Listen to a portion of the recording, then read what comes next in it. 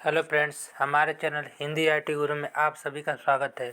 अभी तक हम लोग भारतीय संविधान के भाग तथा उसका विषय वस्तु पढ़े हैं, जिसमें भाग 9 तक पढ़ चुके हैं। अब भाग 10 के अंतर्गत क्या आता है हम पढ़ेंगे। तो भाग 10 के अंतर्गत अनुसूचित जाति तथा अनुसूचित जनजाति क्षेत्र का प्रावधान आता है। यानी भाग 10 में अनुसूचित जाति तथा अनुसूचित जनजाति क्षेत्रों का प्रावधान आता है, जो अनुच्छेद 244 से 244B तक आता है। अब भाग 11 में क्या आता है? भाग 11 में केंद्र राज्य संबंध आता है, जो अनुच्छेद 245 से लेके 263 के अंतर्गत आता है।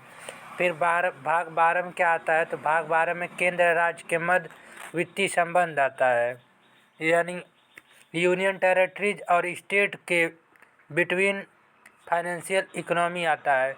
यह आता है आपका आर्टिकल 264 से लेके आर्टिकल 300A तक। अब भाग 13 के अंतर्गत क्या आता है? भारत के भीतर राज्यों के मध्य व्यापार, वाणिज्य तथा सामग्री, यह अनुच्छेद 301 से लेकर 307 के बीच में आता है। अब भाग 14 के अंतर्गत आता है संघ तथा राज्यों के अधीन सेवाएं, यानी आर्टिकल ए अनुच्छेद 308 से लेकर 323 के बीच में आता है।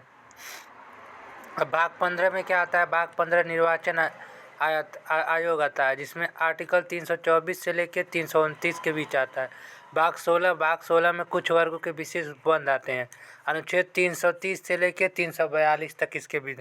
यानी भाग 10 में अनुसूचित जाति तथा अनुसूचित जनजाति क्षेत्र का प्रावधान, भाग 11 में केंद्र राज्य मध्य संबंध और भाग 12 में केंद्र राज्य के मध्य वित्तीय संबंध, भाग 13 में भारत के भीतर राज्यों के मध्य व्यापार, वाणिज्य तथा सामग्री संबंध।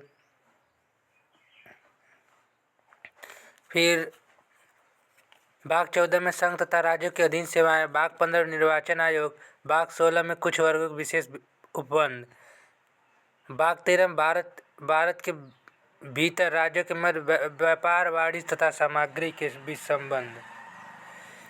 नेक्स्ट वीडियो में अगले भाग को जानेंगे। तब तक के लिए धन्यवाद।